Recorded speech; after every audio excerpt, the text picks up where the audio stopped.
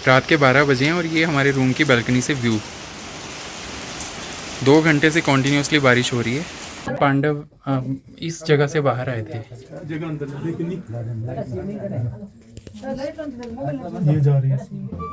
जब कोई मर रहा हो या मर चुका हो तो इन मूर्तियों के सामने आने से उसे कुछ समय के लिए जीवन मिल जाता है।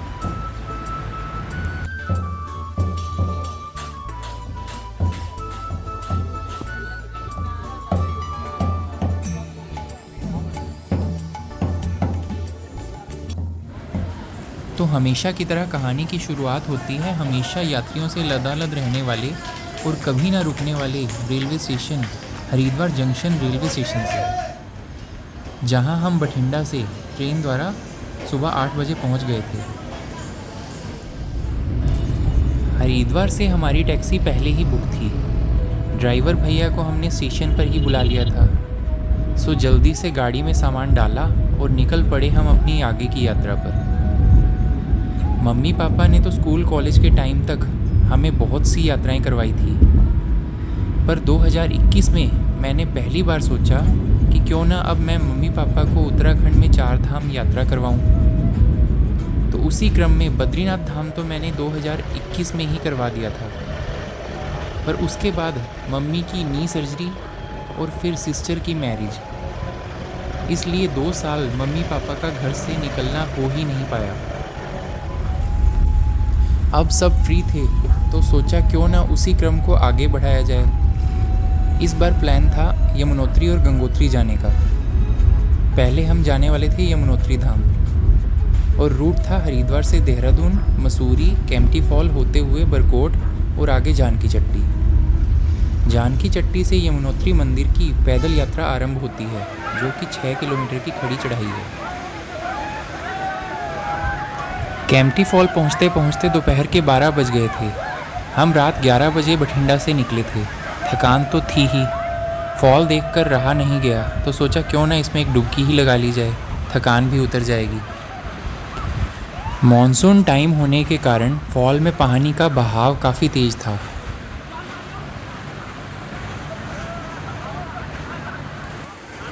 फॉल के बर्फीले पानी से तरोताज़ा होने के बाद हमने यहीं पर लंच किया और फिर निकल पड़े अपने अगले पड़ाव की ओर। केम्प्टी फॉल से 26 किलोमीटर आगे आता है यमुना ब्रिज। यहीं से प्रथम दर्शन होते हैं यमुना मैया के। इसके बाद यहाँ से यमुनोत्री मंदिर तक यमुना मैया हमारे साथ साथ ही रहती हैं। हमारी यात्रा हो रही थी जुलाई के अंतिम दिनों में, जो कि मॉनसून टाइम है, इसीलिए रोड बिल्कुल खाली थी, क्योंकि बहुत सारे श्रद्धालु इस टाइम बारिश, लैंडस्लाइड और बाढ़ के डर से यहाँ आने से डरते हैं। शायद इसीलिए टैक्सी भी हमें 3000 प्रतिदिन के हिसाब से मिल गई थी, शायद ऑफ सीज़न होने के कारण।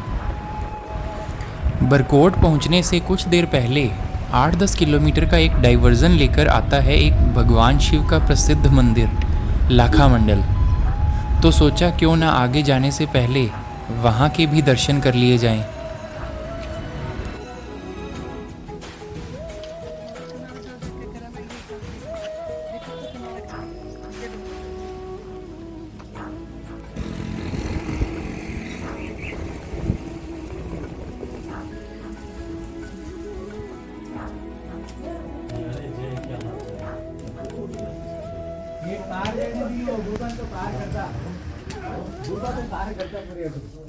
ये वो गुफा है जहाँ से वो लाक्षागृह से बचने के लिए पांडव इस जगह से बाहर आए थे। यमुना नदी के तट पर बसा एक सुंदर सा गांव लाखा मंडल, जिसका इतिहास जुड़ा है महाभारत के काल से।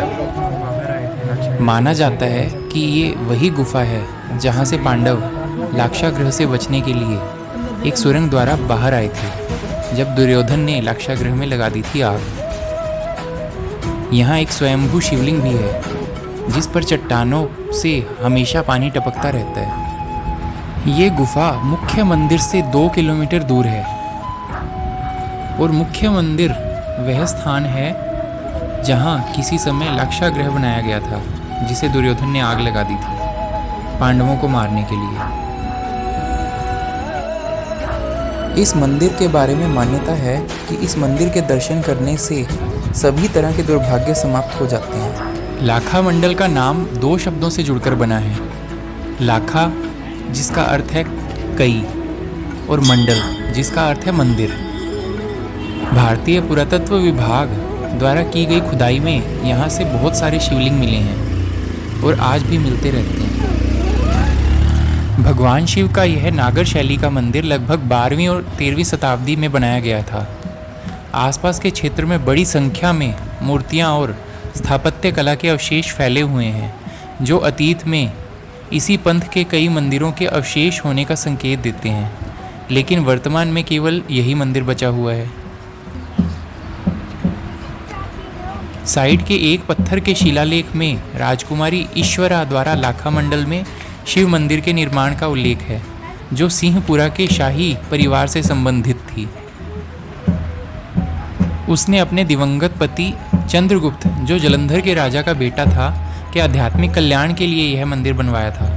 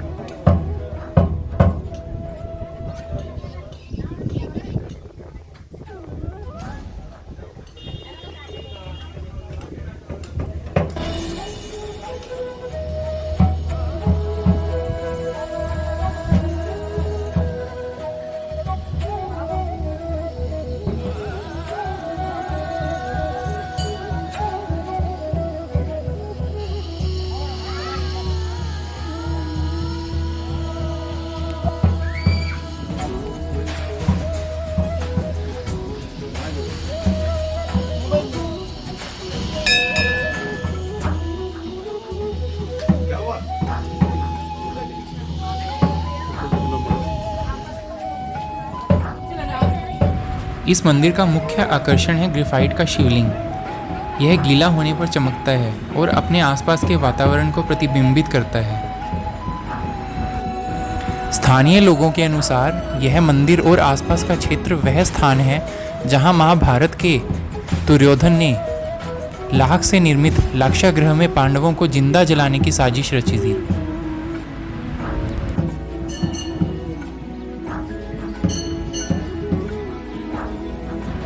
मुख्य मंदिर के ही बगल में दानव और मानव की जुड़वा मूर्तियां स्थित है।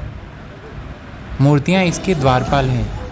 कुछ लोग इन मूर्तियों को पांडव भाइयों भीम और अर्जुन की मूर्तियां मानते हैं।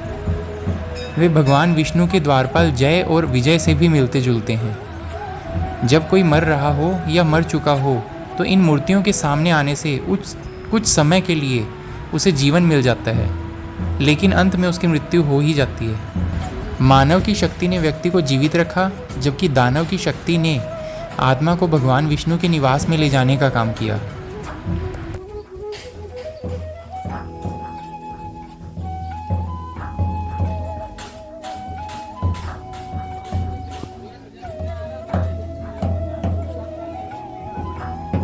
मंदिर में कुछ समय व्यतीत करने के बाद हम निकल पड़े अपनी आगे की यात्रा के लिए जानकी चट्टी, जो यहाँ से लगभग 40-45 किलोमीटर रह गया था।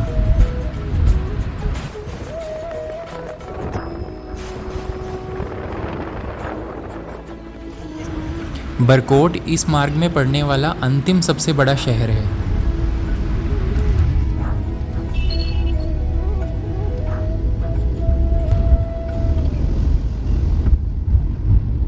बरकोट से आगे जानकी चट्टी तक रोड काफ़ी संकरी हो जाती है और काफ़ी लैंडस्लाइड वाली भी है। यहाँ के पहाड़ काफ़ी कच्चे हैं, इसलिए लैंडस्लाइड होते ही रहते हैं।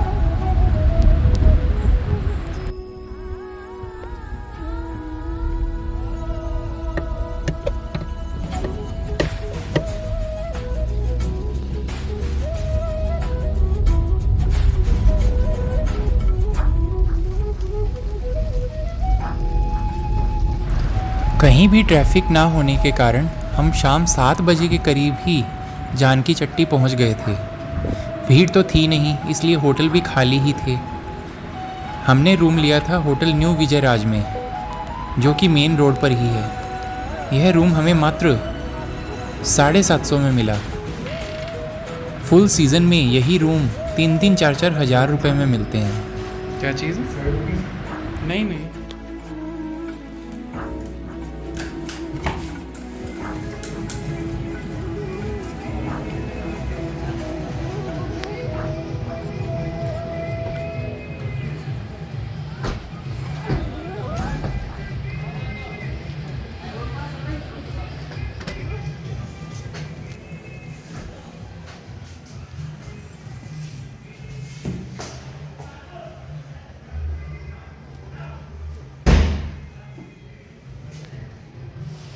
रात के 12 बजे हैं और ये हमारे रूम की बालकनी से व्यू। 2 घंटे से कॉन्टीन्यूसली बारिश हो रही है, रुक रुक कर, कभी फास्ट कभी स्लो। और वो सामने जो लाइट्स दिखाई दे रही हैं वो है यमुनोत्री वाला ट्रैक, जिससे हमें सुबह जाना है मंदिर की तरफ, अगर मौसम बिल्कुल खुल गया तो। Good morning. रात 4 घंटे बारिश के बाद अब मौसम काफ़ी खुल तो गया है, बट बादल अभी भी बने हुए हैं। 5 बजे, बस थोड़ी देर में नहा धो के निकलेंगे आगे यात्रा के लिए।